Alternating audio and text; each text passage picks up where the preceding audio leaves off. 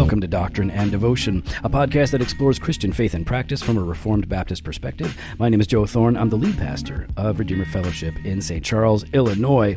And if you guys know anything about me, you know when I travel, I look for certain things. If I'm in California or Texas or New York, I look for the cigar shop, I look for the coffee shop, and I look for the donut shop. Those are the three priorities that I have. These are three of the greatest worldly gifts that God has given me, at least that I appreciate. And I'm super pumped for us to bring on somebody who knows a whole lot about, especially coffee.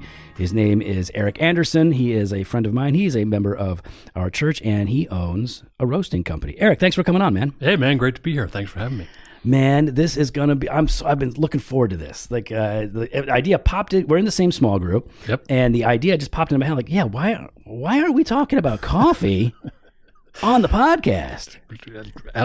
It's about time. Well, I'm glad we can be here. And then I said, well, everybody loves coffee. And then you started giving me percentages of Americans that do and don't. I'm like, okay, I really do need to bring him on because I apparently don't know what I'm talking about.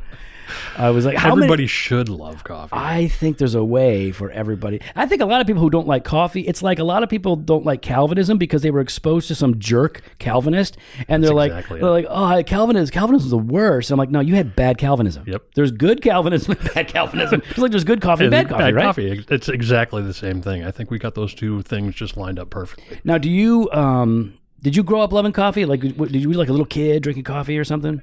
Kind of. My grandfather actually used to drink really crappy coffee, but he would take the sugar cubes that he had in the shop and he would dip them in his coffee and give me the sugar cubes. So it was literally sugar with a little bit of coffee flavor to it. So, but yeah, just grew up all around coffee and definitely bad coffee. I mean, I'm a child of the 80s. There was no specialty coffee back then. No. So there was Folgers. That was Folgers, and if you were drinking the good stuff, it was Maxwell House. Was it Fill It to the Rim with Brim? Was that what it was? Something like that. That's one I haven't heard for a while. It was always, good to the last drop. Yep. Yeah, man, the little percolator sound. I remember that stuff. And then there was Juan Valdez. Yeah. Juan Valdez, that's actually still a thing down in Columbia. Okay, so that's there's Juan Valdez cafes, and he was a icon for the Colombian coffie marketing whatever. Is my memory right? Am I remembering him in like a burro? Mm-hmm. I remember. Yeah, absolutely, man. Yeah, so I remember. Yeah, I was drinking coffee. Like sip my dad's here and there because he would put a little bit of sugar in there or something. I was interested because we moved my parents in with us, and they've both since passed away. But we moved my parents in with us when my daughter was about 3.5 or 4. And she would come and sit on my father's lap in the early morning, and he would give her a spoonful of coffee with sugar. Oh, yeah. And that's burned into her brain. Yep. Absolutely. It's amazing how it just you remember that first coffee experience without a doubt. I love it. Unless you get, sip somebody's terrible black coffee. That might not be, it might not be the best. I'm not really sure. So help us understand. You are a coffee roaster. Right. What is a coffee roaster? Like, people might see you own FRESHGROUND Roasting. People drive by, they see that sign, they see your coffee all over the place, but what does a roaster do? I know it's in the term. I know it's right there, but explain to us what you actually do. Yeah. So when we get the coffee, it's like really small and green, and kind of hard and not edible or drinkable in any way. So we put it in a roasting machine. It's just a big drum that turns around and heats stuff up for a period of time until it turns brown, and we make coffee beans out of it. So we get all coffees from all over the world, and we roast them all up different ways, from light roast to dark roast to whatever we need. So, now listen, in some of the reading that I've done on coffee roasters, I get the impression, tell me if I'm wrong, I get the impression that there is a genuinely unique experience with each roast, especially roasting like certain beans from certain places. Like, I don't know if it's called a batch or whatever, but there's almost like, I get the impression that you could keep a diary, and maybe you guys do, of like what's happening as you're roasting a particular batch. If I'm using a wrong term, please correct me. Is it that way? Is each? Yeah, no, batch is exactly what it would be. And I mean, every coffee is unique. And when you're in the specialty coffee world like we are, not only is every coffee unique, but every region is unique and different countries, and every harvest is unique. Things happen with weather and all sorts of stuff that changes things every year that we've got to adjust from season to season. So, that's what makes it, from my perspective, kind of fun. Yeah. And frustrating on some levels, but and you can see that there's a science and an art to it, right? Because you've got to be able to flex and try different things and experiment, right? And different coffee roasters can take exactly the same coffee from the same farm or the same whatever and roast it different ways, and it just makes a huge difference. That's kind of the little touch that we get to put on it, which is a lot of fun. Is it also true that you can be an amazing roaster, but if you get garbage beans, there's not a whole lot you can do? Oh, yeah. You got to have good stuff to start out. Otherwise, you just got crap. So you said you get these beans from all over the world. Yep. Greens, they're green, they're coming in. So how do you even start there? Like when you're like, okay, hey, we want to have a particular we want to have a coffee. And you're looking at regions. Let's say you chose a particular region because you like the flavor profile or whatever. I don't understand this stuff. No, that's exactly it. So you figure it out. But like, where do you start? How do you know who to talk to? I mean, you started this business. Right, yeah. So like, how do you even go like, oh, I'm just going to throw a dart? Like, is there a website? What do you do? There's an unbelievable number of green coffee importers in the world. There's some really big companies around too that do it. And it just seems like everybody with a connection in a different country is able to put coffee on a container and ship it over. Okay. So we're to the point now where we've kind of narrowed down who we deal with, the 3 or 4 different ones that we deal with. But what we really like to do is work with specific organizations around the world who are doing things in different coffee growing communities to help the communities. And they all work different ways. Different organizations have different models of how they work, but we're connected right now with an organization in Honduras called the Honduran Coffee Alliance, and they are the for-profit branch of an organization called Empowering Education International, which is a Christian child sponsorship program that works in Honduras and actually started working in Uganda recently too. Okay. So, and what we get to do is they put us in touch with specific producers. In our case, one family, Maria and Edwin Bajarona, which I just had a FaceTime with them, which is so cool because we can, sit here now with technology and FaceTime with the people who are growing our coffee, which 10 years ago when I started, that was a rare occurrence, if anything else. So it was pretty cool to be able to do that. That's awesome. But then, we get to purchase from them year over year over year, which gives them a great way to build a business that's sustainable for them. That's super cool. All right, so you're looking for, because so it's basically the market is flooded with these pre-roasted beans. What do you call them? Just green unroasted coffee. Okay. Yeah. So the green unroasted coffee, there's just everywhere. Sure. There's a million different choices to have. So you over time have been able to narrow it down, and you like working with companies. Is fair trade, is that still a term that people use? Fair trade, yes, it is, but fair trade is actually a certification that's done by an organization, so somebody needs to pay for that certification. Okay. So yeah, that's Fair Trade USA, Fair Trade International. So that doesn't mean what some people think it means, because I think most people think it means like, oh wow, fair trade means this is coming. We're helping poor farmers, or we're helping to sustain. It doesn't mean that. There is an element of that it happens. I'll give you my opinion here, and I'll probably get we're going to get nasty emails about this, but I'm not convinced fair trade actually does as much good as they claim to do if you read their website. Okay. The actual numbers, and I've talked to coffee farmers and stuff like that, the numbers that they get from doing fair trade, it just doesn't add up. So how do you find an organization that to work with, or a farm, whatever? How do you find the ones that are taking care of their employees and doing well? Yeah, a lot of them we get introduced through importers that we work with here. We like to work with what we call a direct trade model, which is a little bit of a nebulous term. Unfortunately, that's not really well defined in the industry yet, but we like to work with organizations as much as we can, and a lot of times we get introduced to those guys through our importers that we work with here in the United States. So we do work with importers. I don't go down and come back with stuff in the overhead bin. It just doesn't work. They're getting stuff to port and on a ship and through customs, and it's such a huge mess that I don't ever want to have to deal with. That's a stuff. business in and of itself. That's a business in and of. We let those guys deal with it. So you talk to them because they know all of the farms, they know all these people, and they can tell you, oh, you're looking for this kind of an operation, right? It's going to cost a little more, but it's going to be worth it because they're about what you're about. Exactly. And they can put us in touch with, they'll say, hey, we've got this farm over here that this guy's doing a great job. And, that's the way we'll kind of get that introduction. And then that guy will still sell to that importer, and I'll technically buy from the importer. But, there's a middleman in there. Okay. But have you ever ordered like a batch of coffee and it gets there and you're like, oh, this is awful? Like it's terrible. Absolutely. I actually did. And do you just eat it then? You're like, what do you do with it? You got to make a decision. Legally, there's a contract that we sign ahead of time that says that it needs to be a certain quality by the time it gets to me. Okay. So in most situations, I would absolutely have the ability to refuse that shipment. Okay. So if it's bad, it's not just because, they just taste bad this time. There's a reason why. There's a reason why it tastes bad.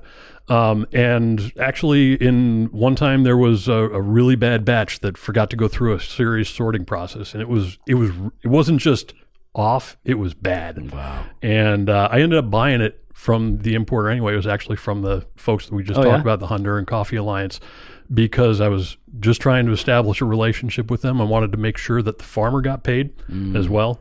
So I bought it at a significant discount, and we roasted under a different brand name, but I still bought the coffee. Okay. So that's a bit of a challenge too.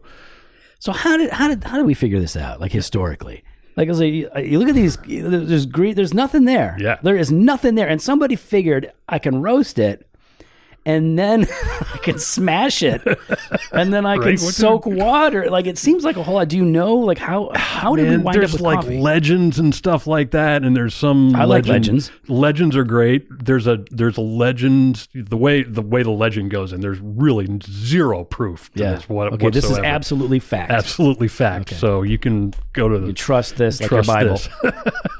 There's a legend that there was a goat herder named Kaldi that lived in the Ethiopia region years ago, and he saw that when his goats ate fruit off this one particular tree or bush, that they would be more active. So he decided to eat them, and he realized that it did the same thing for him.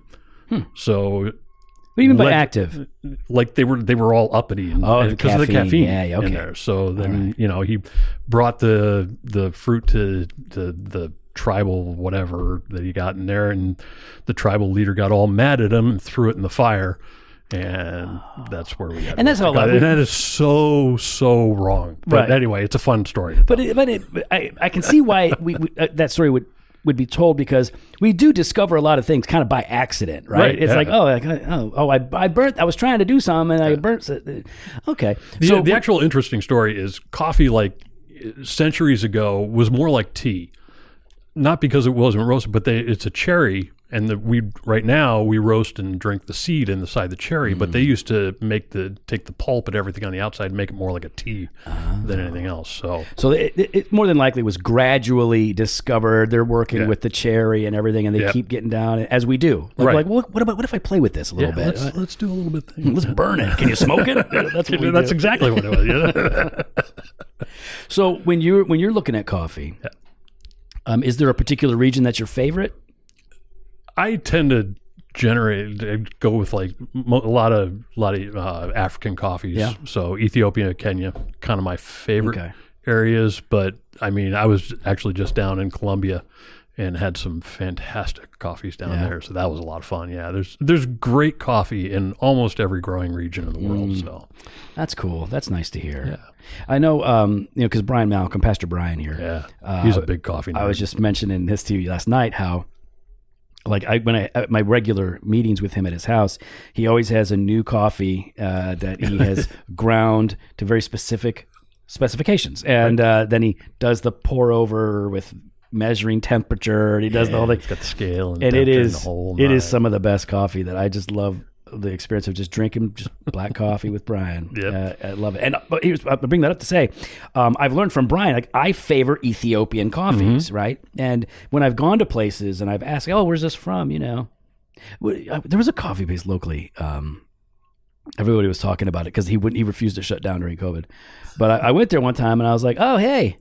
I go, what region? Where's this from? And he gave me the name of a company. I'm like, no, like what region? Like where? And he was like, it's dark. And I'm like, right on. All right, there I'm you going go. to McDonald's. I'm just going to get a Coke. I'm fine. You don't know what's going on. I don't want to waste my time here. I was like, okay, so it's not really, because it's a coffee place, but it's not really a coffee place. Apparently not. If they can't tell you where the coffee's from, it's usually kind of a thing. Okay, You see, I like it because there's like a whole culture and a ritual. I like ritual. I like routine. I like culture, and there's a, like, you can do this with wine. You can do this with all kinds of things. But with coffee, man, there really is a deep like history, culture, and ritual to like everything from preparing to appreciating it. Yeah, absolutely. I mean, I love, just for myself, getting up in the morning, and I do a pour over every morning, and it's like the ritual of going through that and making my coffee is just, it's almost like the kickstart for my day. Well, it's good. One of the reasons that I think ritual is helpful is because it forces you to slow down. And in our, quick fix, get it immediately sort of environment or culture that we live in, there's not a lot of value placed, at least on the front end, for, hey, do it, take your time with this, right? Like I when I used to shave my head, I shave my head still, but I used to shave it with an old safety razor, because the blades are super cheap. And it was cool, and it slowed me down. Like, I'm going to slow down. I'm just going to take my time this morning. And then at some point I realized, like, my mornings I have more to do. So that's not a tradition or a ritual that I can maintain. So I got to give it up in order to do some other things that I value more. But the idea of slowing down to like do a French press or a pour over, whatever you like, or maybe you just watch your drip. Like, there's that slow down and wait, even though you got things to do, is good for your brain. Yep. It allows you to think and kind of mentally prepare.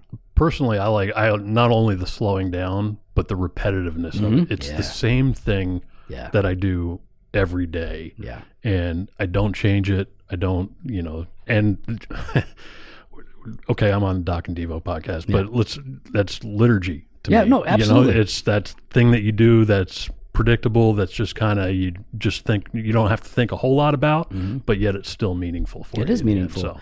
Yeah, man, I think, again, a lot of people, don't appreciate coffee because they haven't learned to appreciate coffee. And I remember having conversations with people years ago during the blogging heyday, and they would say things like, these are grown men. If I have to learn to like something, it's not worth liking. I'm like, well, I'm always like, I'm glad your wife didn't think that way, right? You dummy. Because she definitely had to learn to like you and your crabby self. But like most things that are really good are complex and rich, and they're not necessarily easily understood, discerned, or appreciated. Sugar, num, easy. That's why kids like it.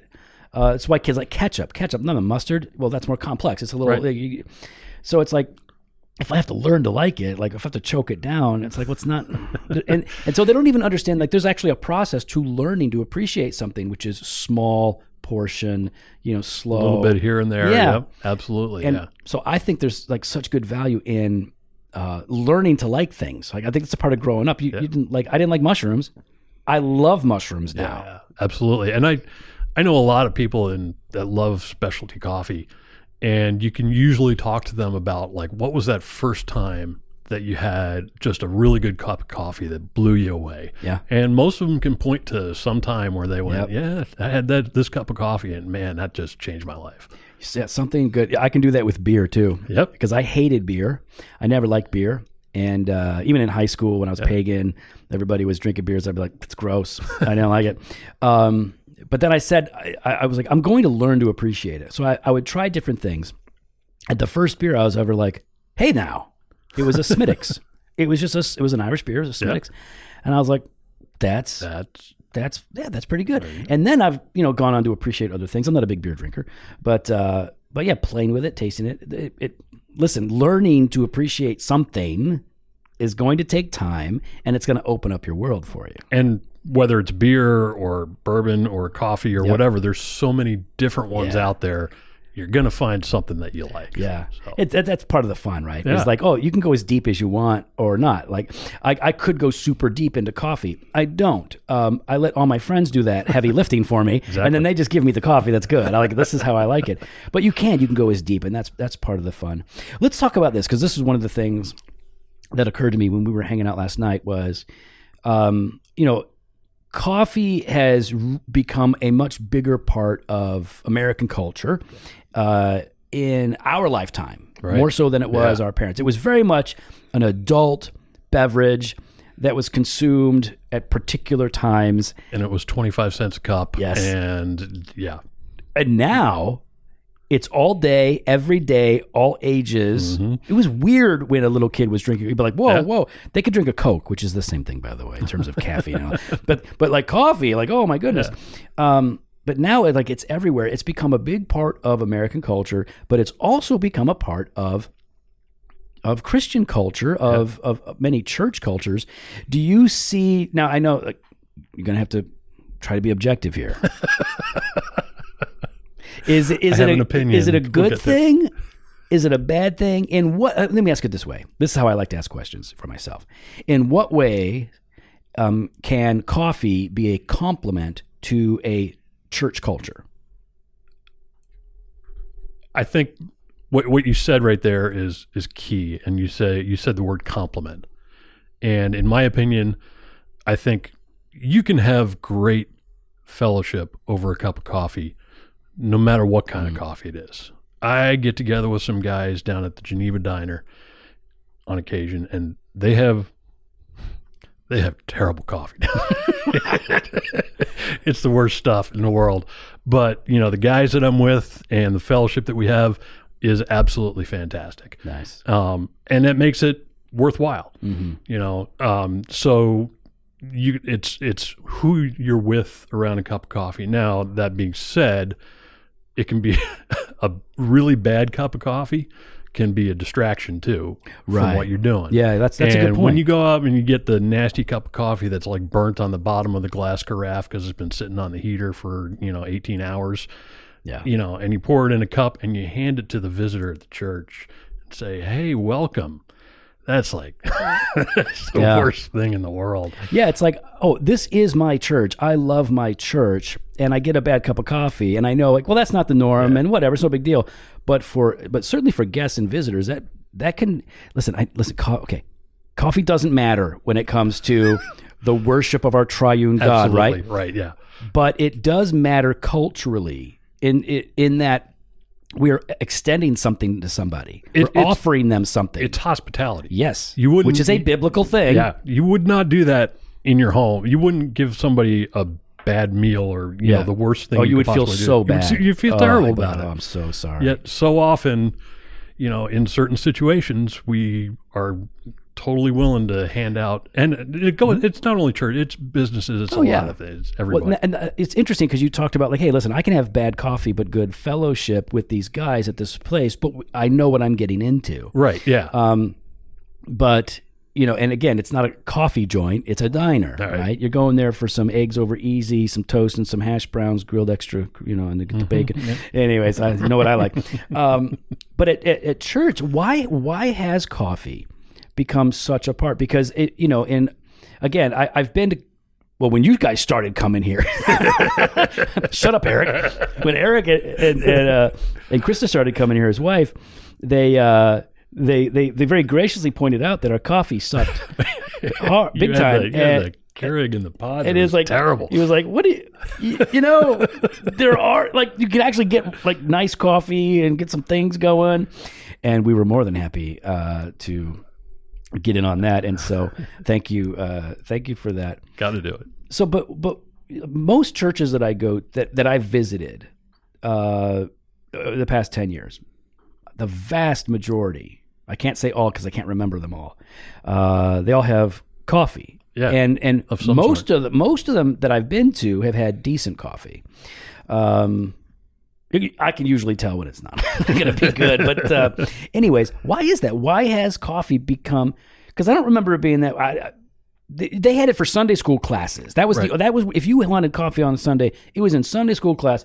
But when you're coming into the worship service, there's no coffee anywhere. Yeah, it never used to be that way. But yeah, it's all over the place. I think it mirrors what's happening in the culture right now. I mean, there didn't used to be drive-through coffee shops all over the place either, and now they're pretty much everywhere. And we've got, I don't know, 6 or 8 coffee shops right here in Geneva. Yeah, right. Or St. Charles. Yeah, all very close. All very close. Too many of them closing at 3 p.m. really annoys me. We'll work on that. All right. So, and I think like you were talking about this, like there's the shared experience, right? Over something good. Mm-hmm. So you're having a shared experience with those guys at the diner, but the coffee doesn't play like an instrumental role, right? It's not, but man, if it wasn't there, it would feel weird, it would right? feel weird, wouldn't it? Yeah. So it's like it's an accompaniment to it, but it's not the thing is it the thing that draws you there? No, definitely it doesn't draw us. So like at church, like the thing that draws us to church, hopefully, is the truth of God, the gospel and all that. And you've got this complementary thing that's a part of the culture. But when it's good, when that's another shared experience. Like, this is really good. And we have the best. I'll tell you right now, we don't have the best preacher in the world. We don't have the best worship band in the world. We don't have the best facility, that's for sure, in the world. But we have the best people, and we have the best coffee. We do have good coffee, man. Yeah, that coffee is. So we work hard good. on that. So I think there's something about a shared experience.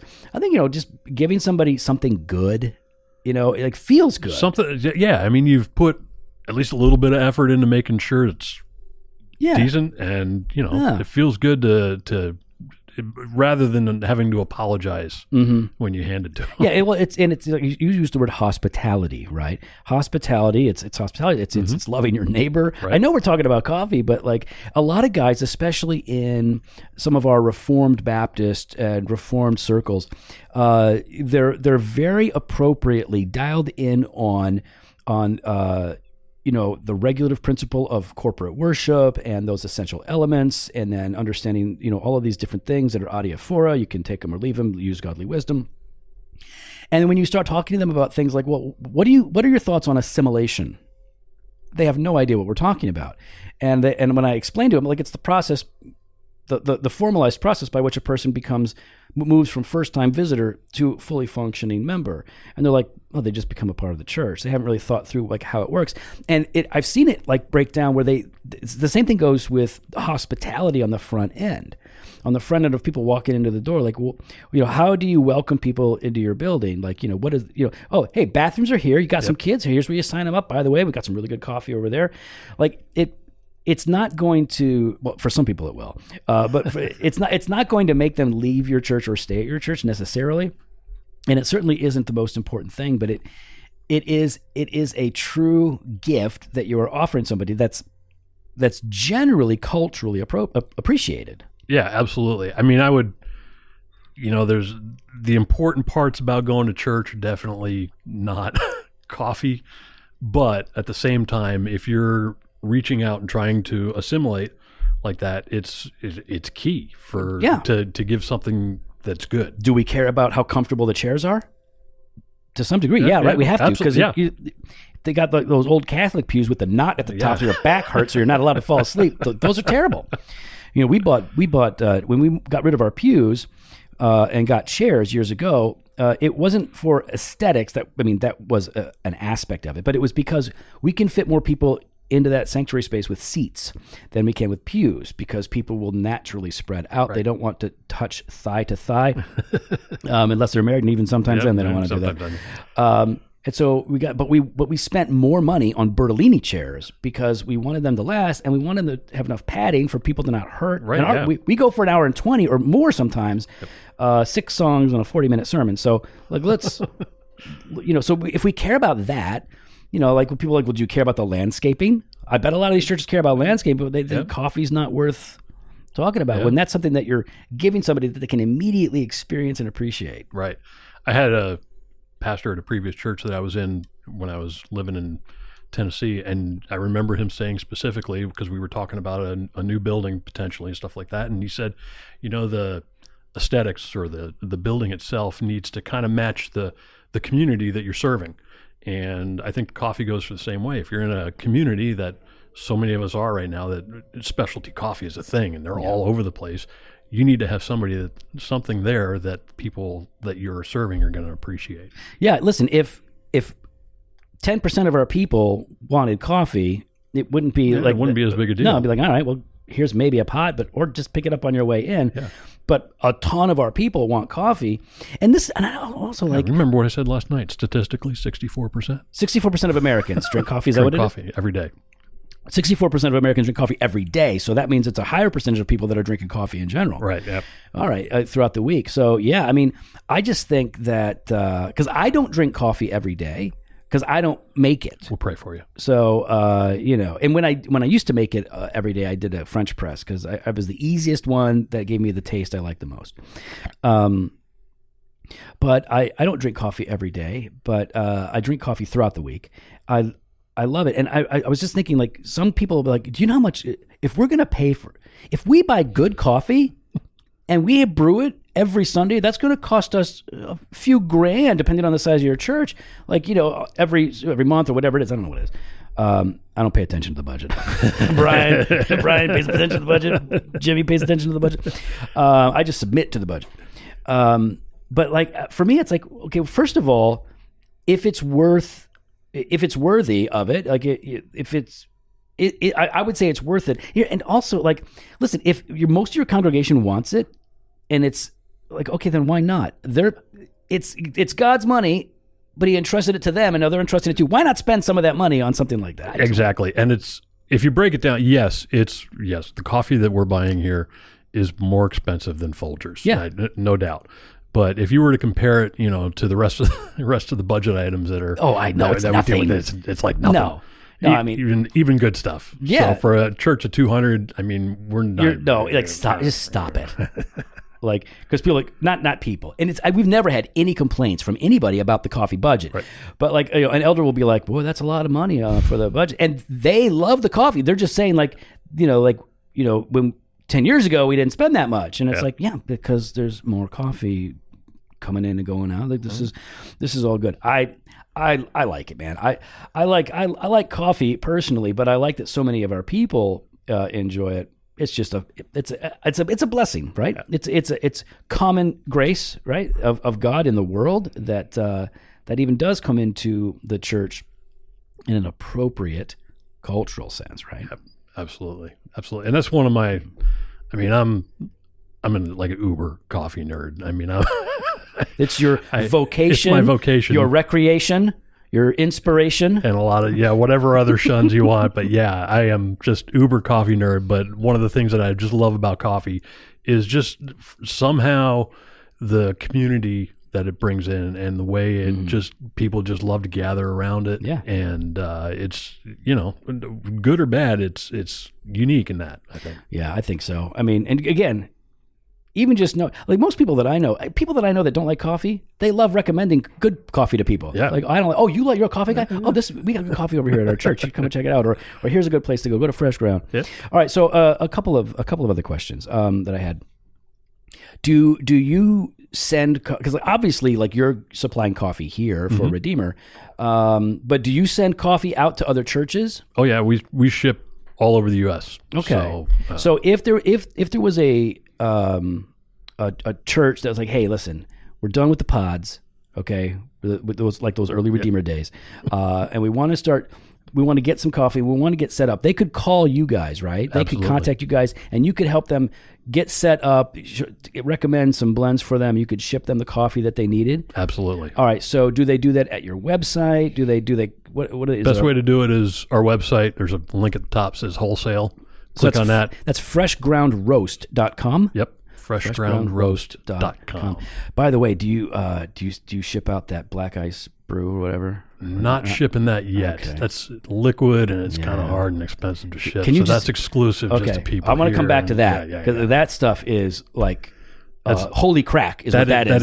That stuff is great. Cold brew is definitely the gateway drug. Oh my goodness. Yeah, that will get you in. Okay, so if you guys are at a church or something like that, and or a business or whatever, right, and you're looking for like really good coffee that like Brian's not a coffee snob, but he is a coffee nerd like you are, because snobs are pretentious and jerky.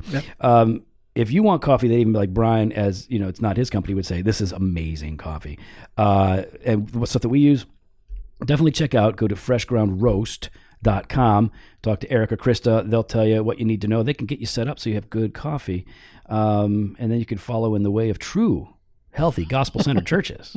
Remember. All right, are you guys on the social media? Do you? We're mostly Instagram. Okay. FG Roast. FG Roast. All right. Okay, so let's talk about this. So years ago, at some point, you were like, "Hey, man, you got to try our black ice brew. Come get a growler." And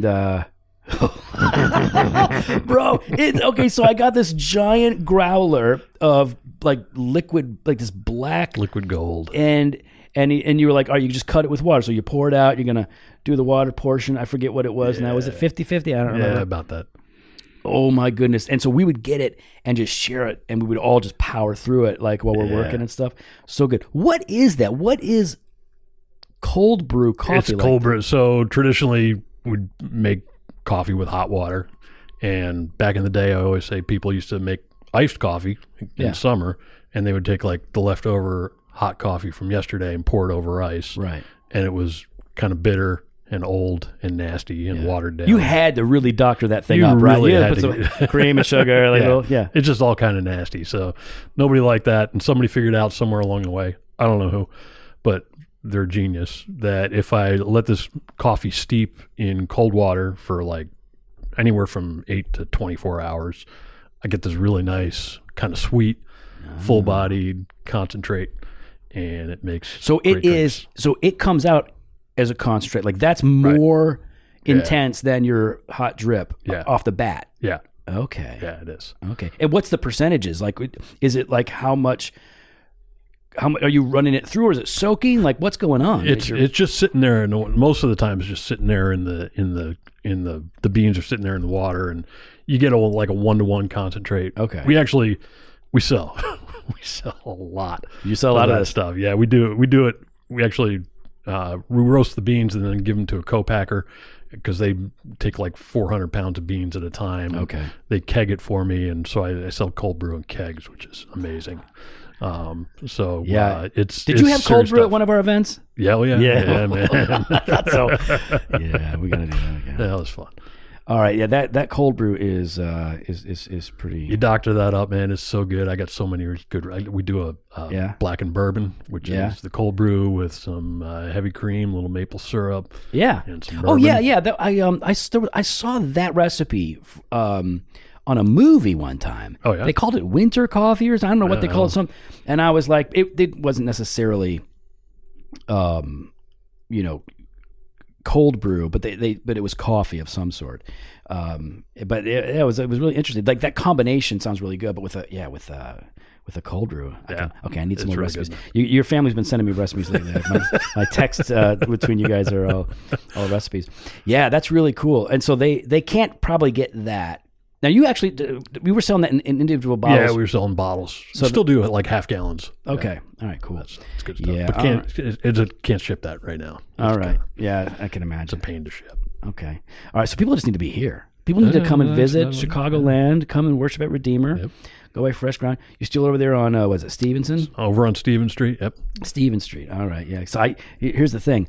That's where I got arrested as a teenager. Okay, yeah. Right over there, right? There's a little memorial marker over there. Was that for me? I never read it.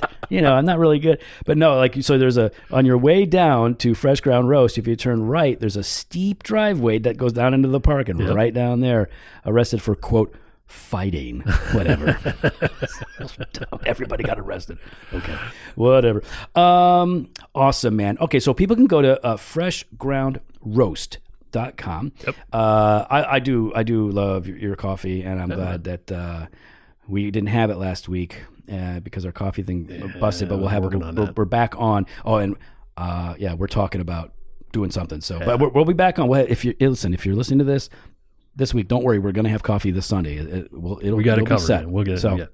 But yeah, too many people love it. Thanks, man, for coming on. Appreciate you. Appreciate your family. Man, your whole family is so cool. I love all of your kids. And I'm able to catch the end of them growing up. I didn't see all of it. I can see them like graduating, getting married, and all this cool stuff. It's been a great couple of years. Yeah, really cool. Appreciate you guys. Yeah. And for anybody else who is interested, be sure and visit their website. I'll have links in the show notes, so you can just go. If you don't remember, it's fine. Just hit the show notes. Go to Redeemer Fellowship. Nope, that's our church name. What? Doctrine and Devotion. That's what we're called.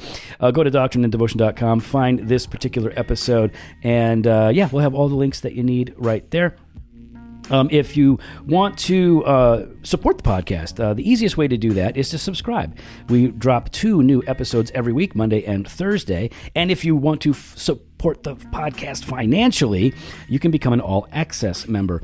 That will give you another podcast that Jimmy and I do called Banter of Truth, plus 5 daily devotionals or theological meditations that drop Monday through Friday.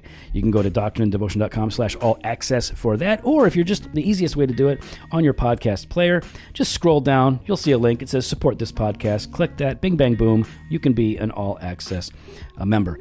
We would really appreciate it. You can follow us online at Doc and Devo, Instagram, Twitter. We're on Facebook. You got all the stuff. You can find us. Tell a friend. Encourage your people to check it out, and we'll see you guys next week.